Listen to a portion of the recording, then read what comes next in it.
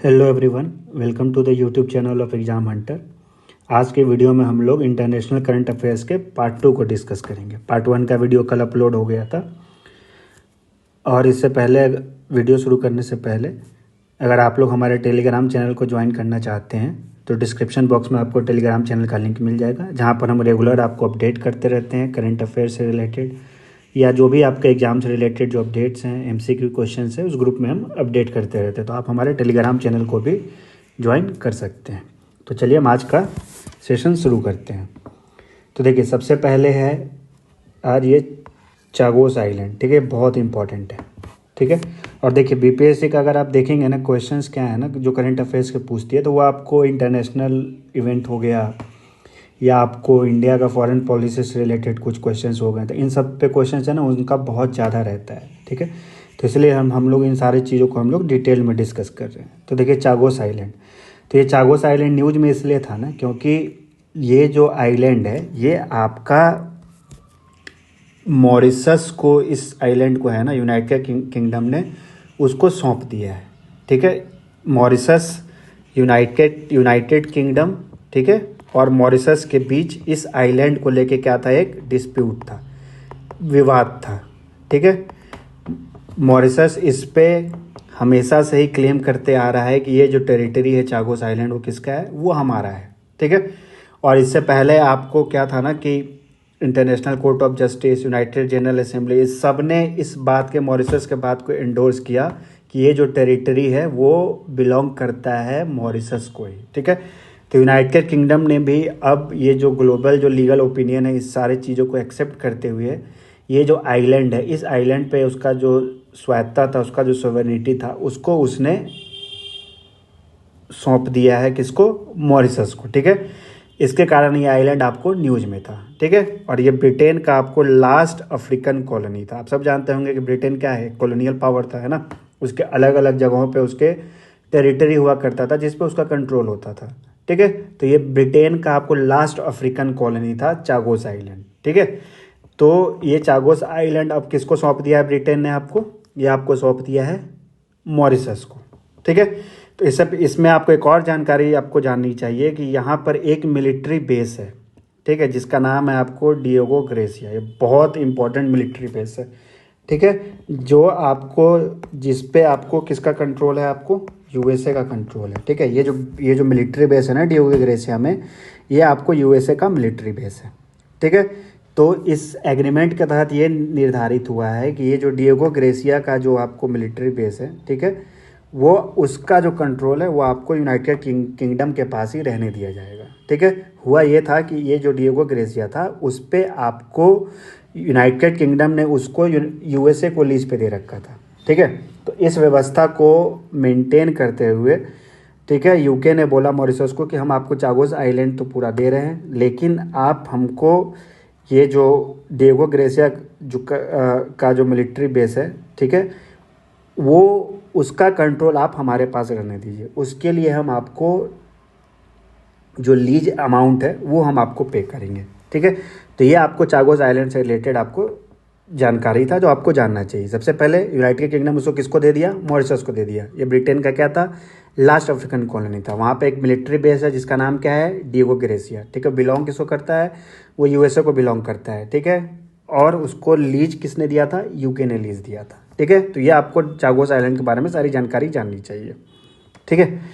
अब देखिए,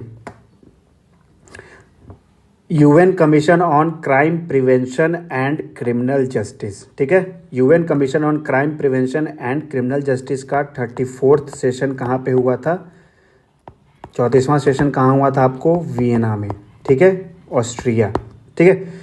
अब आपको आता है कि इक्वाडोर के आपको नए राष्ट्रपति किसको नियुक्त किया गया है, ठीक है। तो उनका नाम है आपको डेनियल नोबोआ, ठीक है। डेनियल नोबोआ को आपको इक्वाडोर का आपको राष्ट्रपति चुना गया है लगातार दूसरे कार्यकाल के लिए, ठीक है, for a 4-year second term. अगला देखिए, new member of new development bank. कल हम आपको बताए थे कि 10वां 11वां मेंबर कौन बना था, एक था कोलंबिया, ठीक है, दूसरा था उज्बेकिस्तान, ठीक है, वो 10th और 11th मेंबर बने थे। उससे पहले आपको अल्जीरिया, ठीक है, अल्जीरिया भी आपको न्यू डेवलपमेंट बैंक का नया मेंबर बना है, ठीक है। तो आपको कितने कितने आपको, अगर आपको टोटल पूछा जाए जो पिछले कुछ महीनों में जो न्यू डेवलपमेंट बैंक के मेंबर्स बने, तो वो 3 कौन कौन से कंट्री हो जाएंगे? अल्जीरिया, कोलंबिया और उज्बेकिस्तान, ठीक है। अल्जीरिया आपको 9th मेंबर था न्यू डेवलपमेंट बैंक का, ठीक है। कल हम आपको बताए थे हेडक्वार्टर्स न्यू डेवलपमेंट बैंक का कहाँ पे है? शंघाई, चाइना में। प्रेसिडेंट कौन है? दिल्मा वाना रोसफ, ठीक है। अगला अगला देखिए, new Indo Canadian cabinet minister, ये बहुत इंपॉर्टेंट है। आप सब जानते होंगे कि इंडो कनाडा रिलेशन आपको किस तरीके से पिछले कुछ महीनों में या पिछले 2 साल में आपको काफ़ी ख़राब हो गए थे, ठीक है ना। वो आपको खालिस्तान को इशू को लेके, ठीक है, चाहे वहाँ के जो प्रधानमंत्री थे इससे पहले जस्टिन ट्रूडो, उनका जो रवैया था खालिस्तानियों के प्रति, या भारत का जो सिक्योरिटी कंसर्न था उसको लेके, जो उनका जो रवैया था उसको लेके दोनों देशों के बीच का जो रिश्ता था वो आपको काफ़ी ख़राब हो गया था, ठीक है। तो वहाँ पर आपको इलेक्शंस हुए हैं, ठीक है। तो ये जो इलेक्शंस हुए हैं ना, तो इसमें 2 नए इंडो कैनेडियन मेंबर्स, ठीक है, जो भारतीय मूल के लोग हैं, उनको इस कैबिनेट में जगह दिया गया है, ठीक है। तो कनाडा का सबसे पहले तो पीएम कौन बने हैं आपको? वो बने हैं मार्क कार्नी, ठीक है। इस कैबिनेट में आपको 2 लोगों को, 2 इंडो कैनेडियंस को, मतलब जो भारतीय मूल के कैनेडियन सिटीजन्स हैं, उनको मेंबर बनाया गया कैबिनेट का। तो उसमें कौन कौन सा है? एक है आपको अनीता आनंद, ठीक है। दूसरे हैं आपको मनिंदर सिंधु, अनीता आनंद और मनिंदर सिंधु, ठीक है। तो अनीता आनंद को कौन सा मिनिस्ट्री दिया गया है? मिनिस्ट्री ऑफ फॉरेन अफेयर्स, विदेश मंत्रालय, जैसे हमारे यहाँ एस जयशंकर है उस तरीके से। और मनिंदर सिंधु को कौन सा? ट्रेड मिनिस्टर, जैसे हमारे यहाँ आपको पीयूष गोयल है, ठीक है। और अनीता आनंद आपको पहली हिंदू फॉरेन मिनिस्टर बनी है, कहाँ, किसकी? कनाडा की, ठीक है। तो पीएम कौन बने हैं, दोबारा री इलेक्ट हुए हैं? वो मार्क कार्नी हुए हैं, ठीक है। 2 नए इंडो कैनेडियन मेंबर्स कौन है जो कैबिनेट के सदस्य बने हैं? अनीता आनंद और मनिंदर सिद्धू, ठीक है। अगला देखिए, किराना हिल्स, या आप लोग ऑपरेशन सिंदूर के दौरान आप लोगों ने इसका काफ़ी जिक्र सुना होगा, ठीक है, जिसमें आपको एयर चीफ मार्शल ने भी इस पर एक व्यंग्यात्मक तौर पे इस पर कमेंट किया था, है ना। तो ऐसा माना जाता है जो किराना हिल्स है, ठीक है, कहाँ लोकेटेड है? ये आपको पंजाब में, ये आपको पाकिस्तान में लोकेटेड है, ठीक है। ये आपको पाकिस्तान में लोकेटेड है, पाकिस्तान के पंजाब प्रोविंस जो है वहाँ पर है। ऐसा माना जाता है, ठीक है, ऐसा माना जाता है कि पाकिस्तान का जो न्यूक्लियर वेपन्स है ना, वो आपको यहीं पे स्टोर किया गया है, किराना हिल्स पे ही स्टोर किया गया है, ठीक है। इसको लोकली ब्लैक माउंटेन्स नाम से भी जाना जाता है। अगर आपसे पूछा जाए कि किराना हिल्स किस कंट्री में लोकेटेड है, तो वो आपको पाकिस्तान में लोकेटेड है, ठीक है।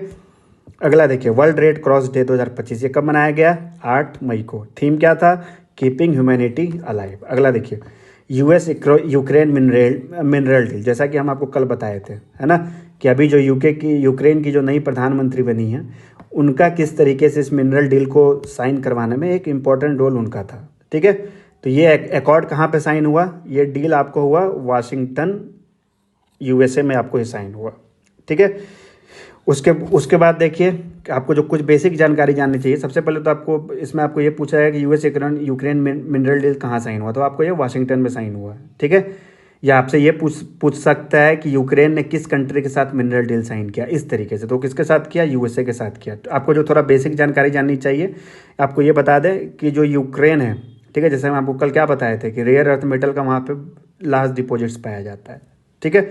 तो यहाँ पे देखिए, Ukraine holds some 5% of world's mineral resources and rare earth minerals, ठीक है। उसके बाद देखिए, Ukraine has deposits of 22 of the 34 minerals identified the European Union as critical, जो हम आपको कल बताए थे कि क्रिटिकल मिनरल्स किस तरीके से आपको जो ईवी टेक्नोलॉजी है, चाहे आप जो भी इलेक्ट्रॉनिक्स इक्विपमेंट यूज करते हो, सब में आपको इन सारे जो मिनरल्स है उनका इस्तेमाल किया जाता है उस सारे इक्विपमेंट्स को बनाने में। उसके बाद देखिए, यूक्रेन के पास लगभग जो ग्लोबल रिजर्व है ग्रेफाइट का, उसका 20% हिस्सा आपको यूक्रेन के पास है, ठीक है। तो इस तरीके से आपका जो यूएस यूक्रेन मिनरल डील है उसके बारे में आपको थोड़ा बेसिक जो जानकारी है आपको ये थोड़ा बहुत पता होना चाहिए, ठीक है। उसके बाद अगला देखिए, बैग्राम एयरफील्ड, ये भी आपको न्यूज़ में था। तो ये आपको किस कंट्री में लोकेटेड है? ये आपको अफगानिस्तान में लोकेटेड है। अगर आपसे पूछ दे कहाँ पे लोकेटेड है बैग्राम एयरफील्ड, तो वो आपको अफगानिस्तान में लोकेटेड है।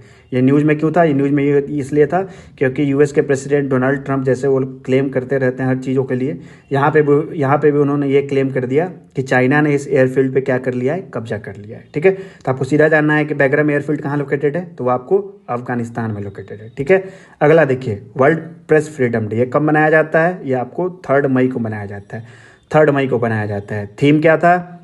थीम था reporting in the brave new world, the impact of artificial intelligence on press freedom and the media. ठीक है, बस आपको याद रखना है कि ये आपको आर्टिफिशियल इंटेलिजेंस से रिलेटेड इसका कुछ थीम है। अगर आपको पूरा ना याद हो तो आप उसके इस तरीके से शॉर्टकट में भी इसको आप याद रख सकते हैं। ठीक है, अगला देखिए, एंथनी एल्बनीज। ठीक है, इनका आप नाम आप सब सुने होंगे। ठीक, किस कंट्री के प्राइम मिनिस्टर री इलेक्ट हुए हैं, दोबारा निर्वाचित हुए हैं?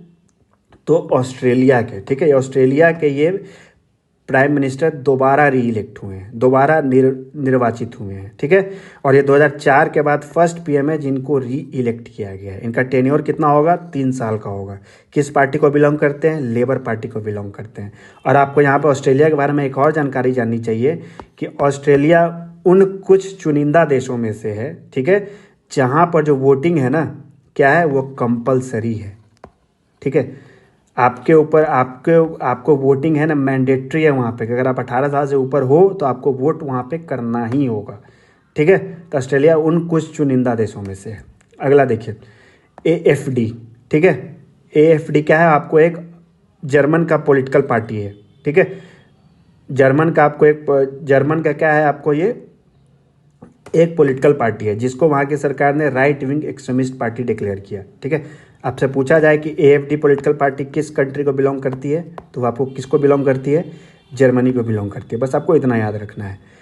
ठीक है, अगला देखिए कि victims of terrorism associations network. ठीक है, victims of terrorism association network किसने लॉन्च किया? UN office of counter terrorism. ठीक है, वियतनाम ने अभी क्या किया है? कौन सा चीज़ों का 50th एनिवर्सरी सेलिब्रेट किया है? ठीक है, तो आप सब जानते होंगे कि USA वियतनाम वार। ठीक है, बहुत फेमस आपको US वियतनाम के बीच युद्ध हुआ था कोल्ड वार के समय, जब शीत युद्ध चल रहा था उस समय।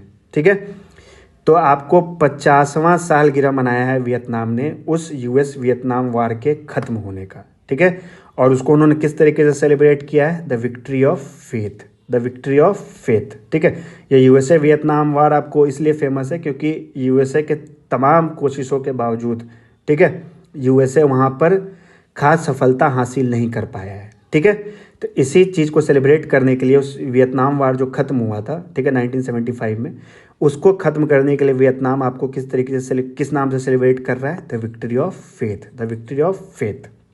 ठीक है, अब आता है कि यमन के नए प्राइम मिनिस्टर कौन बने हैं। ठीक है, यमन के नए प्राइम मिनिस्टर कौन बने हैं? सलेम सलह बिन बरैकस। ठीक है, कौन यमन के नए प्रधानमंत्री बने हैं? सलेम सलह बिन बरैकस। ठीक है, वो आपको यमन के न्यू प्राइम मिनिस्टर बने हैं। इससे पहले आपको वो यमन के वित्त मंत्री रह चुके हैं, फाइनेंस मिनिस्टर रह चुके हैं। ठीक है, अगला देखिए, न्यू चांसलर ऑफ जर्मनी के नए चांसलर कौन बने हैं? फ्रेडरिक मर्ज बने हैं। कौन बने हैं?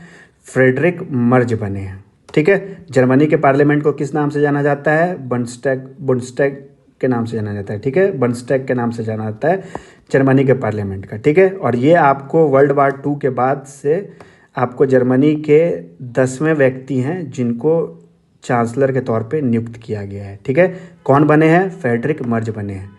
वर्ल्ड वार 2 के बाद किस नंबर के चांसलर हैं? 10वें नंबर के हैं। ये किसकी जगह लेंगे? तो ये आपको ओलफ स्कोल्ज की जगह लेंगे। किसकी जगह लेंगे? ओलफ स्कोल्ज की जगह लेंगे। नए चांसलर कौन बने हैं? फ्रेडरिक मर्ज बने हैं। अगला देखिए, जनरल इलेक्शन इन सिंगापुर। ठीक है, तो लॉरेंस वोंग, ठीक है, लॉरेंस वोंग को फिर से सिंगापुर का प्रधानमंत्री री इलेक्ट किया गया है। सिंगापुर का प्रधानमंत्री पुनः उनको निर्वाचित किया गया है। ठीक है, वो किस पार्टी से बिलोंग करते हैं? पीपल्स एक्शन पार्टी से बिलोंग करते हैं। ठीक है, और आपको पिछले लगभग सिंगापुर में जितने भी चुनाव हुए हैं ना, वो सारा चुनाव आपको इसी पॉलिटिकल पार्टी ने जीता है, पीपल्स एक्शन पार्टी ने। ठीक है, किस पार्टी को बिलोंग करते हैं Lawrence Wong? People's Action Party से। पीपल्स एक्शन पार्टी का क्या रिकॉर्ड रहा है? वो आपको पिछले 14 बार से लगातार ये पार्टी सिंगापुर की जो आम चुनाव होता है उसमें वो विजयी होती आई है। ठीक है। अगला देखिए, इंटरनेशनल लेबर डे 2025, ये कब मनाया जाता है आप सब जानते होंगे, 1 मई को मनाया जाता है, 1 मई को मनाया जाता है। थीम क्या था, safety and health of workers, safety and health of workers. अगला देखिए, हवाई एक्ट 96, ये बहुत इंपॉर्टेंट है, ठीक है। हवाई आपको है ना, हवाई यूएसए का जो एक स्टेट है, ठीक है। तो हवाई यूएसए का पहला स्टेट बना है जो आपको क्लाइमेट इम्पैक्ट फी लगाएगा किस पे, टूरिस्ट पे, ठीक है।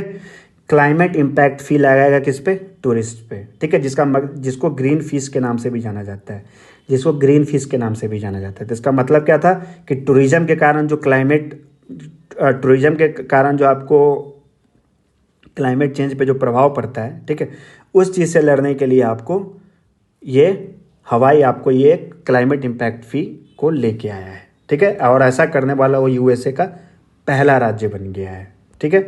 अगला देखिए, new president of Romania, Romania के नए राष्ट्रपति कौन बने हैं आपको, निकोसर डैन, ठीक है। कौन बने हैं, निकोसर डैन। इनको कितना वोट मिला, 50% ऑफ वोट मिला। किसको हराया इन्होंने, जॉर्ज सिमियन को हराया, ठीक है। अगला देखिए, WHO पैंडेमिक ट्रीटी, बहुत इंपॉर्टेंट है। कोविड के समय जो आप 2020 में आया, ठीक है, उसके बाद से ऐसा ज़रूरत महसूस हुआ कि हमको एक पैंडेमिक ट्रीटी की ज़रूरत है, पैंडेमिक महामारी संधि की ज़रूरत है, कि अगर भविष्य में अगर ऐसा कोई भी स्थिति उत्पन्न हो तो उससे हम लड़ने के लिए सक्षम हो, ठीक है। क्योंकि क्या था कि आपको उस समय जो अंतर्राष्ट्रीय सहयोग की आवश्यकता थी, ठीक है, वो उसकी कमी उस समय महसूस की गई थी, ठीक है। तो इसी चीज़ से भविष्य में लड़ने के लिए है ना, WHO ने एक पैंडेमिक ट्रीटी साइन करवाया है, ठीक है। और वो कब साइन हुआ, वर्ल्ड हेल्थ असेंबली के 78th सेशन में। वो कहाँ पे हुआ था, जिनेवा में हुआ था। कहाँ पे हुआ था, जिनेवा में हुआ था, ठीक है। इस ट्रीटी को कितने मेंबर्स ने सपोर्ट किया, 184 कंट्रीज ने, ठीक है। 124 कंट्रीज ने, 124 कंट्रीज ने, ठीक है, इस ट्रीटी को सपोर्ट किया। और 11 कंट्री क्या किया, एब्सटेन किया। कोई भी कंट्री है ना इस ट्रीटी के अगेंस्ट वोट नहीं किया, ठीक है। और ये जैसा कि हम आपको बताएं कि पहला वैश्विक संधि है जिसको पैंडेमिक के खिलाफ लड़ने के लिए लाया गया है, ठीक है। और जैसा कि हम आपको बताएं कि इसका मेन मकसद है आपको कि पैंडेमिक के समय जो भी अगर भविष्य में कोई अगर ऐसा पैंडेमिक आए, महामारी है, तो उससे लड़ने के लिए हम एक अंतर्राष्ट्रीय सहयोग स्थापित कर पाएँ, उस मद्देनज़र से इस ट्रीटी को लाया गया है, ठीक है। उसके बाद देखिए, आपको थोड़ा इसके बारे में आपको ये भी जानना चाहिए कि ये आपको यूनाइटेड स्टेट्स आपको इस ट्रीटी को एंडोर्स नहीं किया है, ठीक है। क्योंकि आप सब जानते होंगे कि यूनाइटेड स्टेट्स WHO से अपने आप को विड्रॉ करने के लिए अनुमति दे चुका है, ठीक है, कि वो अनाउंस कर चुका है कि हम WHO से विड्रॉ कर रहे हैं अपने आप को, ठीक है। और ये आपको वर्ल्ड हेल्थ ऑर्गेनाइजेशन के, विश्व स्वास्थ्य संगठन के 75 साल के इतिहास में दूसरा लीगल बाइंडिंग ट्रीटी है, ठीक है, दूसरा लीगल बाइंडिंग ट्रीटी है। जो फर्स्ट लीगल बाइंडिंग ट्रीटी था वो कौन था, टोबैको कंट्रोल ट्रीटी, जो 2003 में साइन हुआ था। अगर स्टेटमेंट आपको दे दिया जाए स्टेटमेंट बेस कि क्या it is first legally binding accord, तो वो स्टेटमेंट क्या हो जाएगा, गलत हो जाएगा, ठीक है। ये दूसरा आपको लीगल बाइंडिंग ट्रीटी है WHO का। पहला कौन था, टोबैको कंट्रोल ट्रीटी, जो 2003 में लाया गया था। अगला देखिए, एक्सटेंडेड फंड फैसिलिटी, बहुत न्यूज़ में था, ठीक है। इसी फंड फैसिलिटी के तहत है ना पाकिस्तान को जो फाइनेंशियल एड है वो प्रदान किया गया है, ठीक है। तो ये आपको कौन प्रदान करता है, IMF प्रदान करता है, इंटरनेशनल मॉनेटरी फंड प्रदान करता है।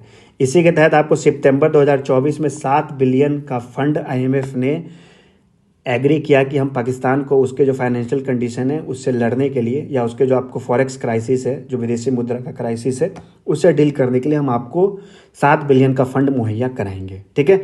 तो उसी कड़ी में आपको मई 2025 जब ऑपरेशन सिंदूर चल रहा था ना, ठीक है, उसी दौरान IMF का जो एग्जीक्यूटिव बोर्ड है ना, उसको जो $1 बिलियन का जो अगला ट्रांस था, $1 बिलियन का जो आपको अगला इंस्टॉलमेंट था, उसको पाकिस्तान को देने का सहमति प्रदान किया, ठीक है। तो आपसे पूछा जाए एक्सटेंडेड फंड फैसिलिटी कौन लेके आता है, तो इंटरनेशनल मॉनेटरी फंड लेके आता है, ठीक है। अगर पूछा जाए $7 बिलियन किसको देने के लिए IMF एग्री किया है, तो वो आपको पाकिस्तान को एग्री किया है, ठीक है। उसके बाद देखिए, अगर आपसे पूछा जाए कि कौन सा लैटिन अमेरिकन कंट्री, ठीक है, बहुत न्यूज़ में था ये, कौन सा लैटिन अमेरिकन कंट्री चाइना के बेल्ट एंड रोड इनिशिएटिव को साइन किया है, तो उसका नाम हो जाएगा आपको कोलंबिया। ठीक है, कौन सा कंट्री, लैटिन अमेरिकन कंट्री आपको चाइना के बेल्ट एंड रोड इनिशिएटिव को आपको साइन किया है, तो उसका नाम क्या है, कोलंबिया। ठीक है, अगला देखिए, UN global road safety week 2025, ये कब से कब तक मनाया गया, मई 12 से मई 18, मई 12 से मई 18। थीम क्या था, make walking and cycling safe. इसको कौन होस्ट किया, वर्ल्ड हेल्थ ऑर्गेनाइजेशन इसको होस्ट किया। ठीक है, वर्ल्ड हेल्थ डे 2025। ठीक है, ये कब मनाया जाता है, 7 अप्रैल को। कब मनाया जाता है, 7 अप्रैल को। थीम क्या था, healthy beginnings hopeful futures, healthy beginnings hopeful futures. ठीक है, 7 अप्रैल को क्यों मनाया जाता है, क्योंकि इसी दिन WHO का 1948 में क्या हुआ था, स्थापना हुआ था। ठीक है, इस्टेब्लिशमेंट हुआ था। अगला देखिए, प्रेसिडेंशियल इलेक्शन इन गैबन। ठीक है, प्रेसिडेंशियल इलेक्शन इन गैबन। ठीक है, 2023 में क्या हुआ था, गैबन में तख्ता पलट हुआ था। ठीक है, तख्ता पलट हुआ था। उसके बाद आपको चुनाव हुआ है 2025 में गैबन में। तो जो मिलिट्री डिक्टेटर आपको इस कू को अंजाम दिया था, उस तख्ता पलट को अंजाम दिया था, ठीक है, उसी ने आपको 90% से ज़्यादा वोट के साथ इस प्रेसिडेंशियल इलेक्शन के चुनाव को जीता है। ठीक है, तो उसका नाम क्या है, आपको ब्राइस ओलिग्यू निगुएमा। क्या नाम है इसका, ब्राइस ओलिग्यू निगुएमा। तो आपसे पूछा जाए कि गैबन के नए राष्ट्रपति किनको चुना गया है, तो आपका नाम है ब्राइस ओलिग्यू निगुएमा। ठीक है, इनका 7 साल का टर्म होगा। कितने साल का टर्म होगा, 7 साल का टर्म होगा। ठीक है, इससे और यही आपको मिलिट्री डिक्टेटर है जिसने 2023 में गैबन में आपको तख्ता पलट किया था, मिलिट्री कू किया था। अगला देखिए, आर्टेमिस अकॉर्ड। ठीक है, ये आपको किसका, ये आर्टेमिस, ये जो आर्टेमी अकॉर्ड है, ठीक है, किसके द्वारा लाया गया था, ये आपको नासा के द्वारा लाया गया था। ठीक है, इसका मकसद था आपको कि स्पेस का जो पीसफुल यूज है, ठीक है, उसको प्रमोट किया जाए, और उसमें जो आपको कोऑपरेशन है, ठीक है, जो सहयोग है देशों के बीच में, उसको स्थापित करने के लिए आर्टेमिस अकॉर्ड को नासा ने 2020 में शुरुआत किया था। ठीक है, तब से पूछा जाए कि उसका 54th सिग्नेटरी कौन बना है, 54th सिग्नेटरी कौन बना है, तो वो बांग्लादेश बना है। ठीक है, और इंडिया आर्टेमिस अकॉर्ड को 2023 में ही साइन कर लिया था। ठीक है, और बांग्लादेश आपको दूसरा कंट्री बन गया है इंडिया के बाद, बांग्लादेश इंडिया के बाद दूसरा साउथ एशियन कंट्री बन गया है जिसने नासा के आर्टेमिस अकॉर्ड को साइन किया है। ठीक है, अगला देखिए, कजाकिस्तान। अगर आपसे पूछा जाए कि कजाकिस्तान आपको किस जगह पे रेयर अर्थ मेटल का बहुत बड़ा आपको डिपॉजिट्स का वो किया है, उसको खोजा है, तो उसका नाम आपको हो जाएगा ये क्यूरेक टाइकोल। क्या नाम है, क्यूरेक टाइकोल। ठीक है, अगर आपसे पूछा जाए कि जगह का नाम दे के भी हो सकता है पूछ दें ये लोग कि क्यूरेक टाइकोल जगह न्यूज में था, place was in news, in which country is it located, तो इसका क्या नाम हो जाएगा, कजाकिस्तान। कजाकिस्तान न्यूज में क्यों था, क्योंकि यहाँ पर बहुत भारी मात्रा, ऐसा माना जा रहा है कि यहाँ पे भारी मात्रा में आपको रेयर अर्थ एलिमेंट्स अवेलेबल है, उपलब्ध है। ठीक है, इंटरनेशनल क्रिमिनल कोर्ट से अपने आप को विड्रॉ करने के लिए, ठीक है, घोषणा करने वाला कौन सा एक देश नया बना है, हंगरी। ठीक है, हंगरी ने अभी ये घोषणा किया है कि वो इंटरनेशनल क्रिमिनल कोर्ट से अपने आप को विड्रॉ कर रहा है। ठीक है, ग्रीनलैंड, ये बहुत इंपॉर्टेंट है। ठीक है, आप सब जानते होंगे कि यूएस के जो प्रेसिडेंट है डोनाल्ड ट्रंप, वो किस तरीके से आपको ग्रीनलैंड को लेकर उनका कमेंट था कि इस पर हम कब्जा कर लेंगे, इसको हम खरीद लेंगे, है ना, कि हमें टेरिटरी दे दो। तो इसके कारण ये ग्रीनलैंड काफ़ी ज़्यादा न्यूज़ में था। तो वहाँ पर आपको चुनाव हुआ था, ठीक है, जहाँ पर आपको जेम्स फ्रेडरिक निल्सन, क्या नाम है उनका, जेम्स फ्रेडरिक निल्सन को ग्रीनलैंड का यंगेस्ट प्राइम मिनिस्टर नियुक्त किया गया है। ठीक है, ग्रीनलैंड का यंगेस्ट प्राइम मिनिस्टर नियुक्त किया गया है, किसे, जेम्स फ्रेडरिक निल्सन। इनकी उम्र कितनी है, मात्र 33 साल है। ठीक है, इंटर पार्लियामेंट्री यूनियन का 158th असेंबली। ठीक है, इंटर पार्लियामेंट्री यूनियन का 158th असेंबली, इसके बारे में देखिए, ये कहाँ पे हुआ था, ताशकंद उज्बेकिस्तान, ताशकंद उज्बेकिस्तान। ठीक है, थीम क्या था आपका, parliamentary action for social development and justice, parliamentary action for social development and justice.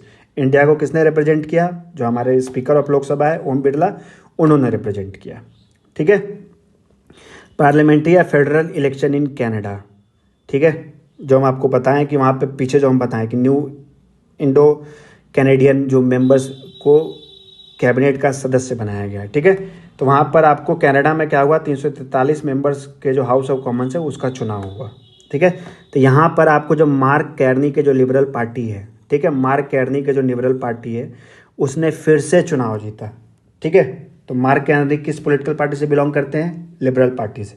वो चौथा लगातार चुनाव जीता कनाडा का, ठीक है। कनाडा का जो आम चुनाव है उन्होंने, इस पार्टी ने लगातार चौथी बार जीता, ठीक है।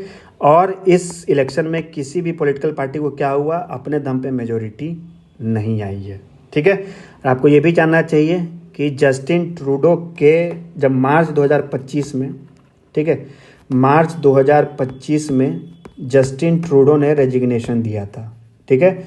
जस्टिन ट्रूडो ने रेजिग्नेशन दिया था और इनके रेजिग्नेशन के बाद मार्क कैर्नी को क्या किया गया था, प्राइम मिनिस्टर नियुक्त किया गया था, ठीक है। तो प्राइम मिनिस्टर नियुक्त होने के बाद इन्होंने घोषणा किया कि हम अर्ली पोल के लिए जाएंगे, ठीक है। तो इसी अर्ली पोल में मार्क कैर्नी की जो पॉलिटिकल पार्टी है, लिबरल पार्टी, उसको फिर से वहाँ के लोगों ने चुन के भेजा है, ठीक है। और इसमें सवाल आता है कि कितने टोटल आपको इंडियन ओरिजिन के मेंबर्स हैं जिन्होंने ये चुनाव जीता, तो आपको है 24, ठीक है। कितना है, 24 इंडियन ओरिजिन कैंडिडेट्स ने आपको वहाँ का जो कनाडा का पार्लियामेंट्री इलेक्शन है उसका चुनाव जीता, ठीक है।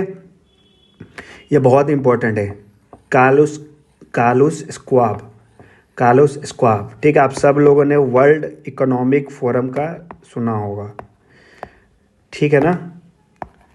तो ये वर्ल्ड इकोनॉमिक फोरम के फाउंडर यही थे, कालुस स्क्वाब, ठीक है। ये आपको वर्ल्ड इकोनॉमिक फोरम जो 1978 में बना था, तब से लेके 2025 तक आपको उसके वो चेयरमैन थे, ठीक है। पिछले लगभग 50 सालों से ये कालुस स्क्वाब आपको उस वर्ल्ड इकोनॉमिक फोरम के चेयरमैन थे, ठीक है।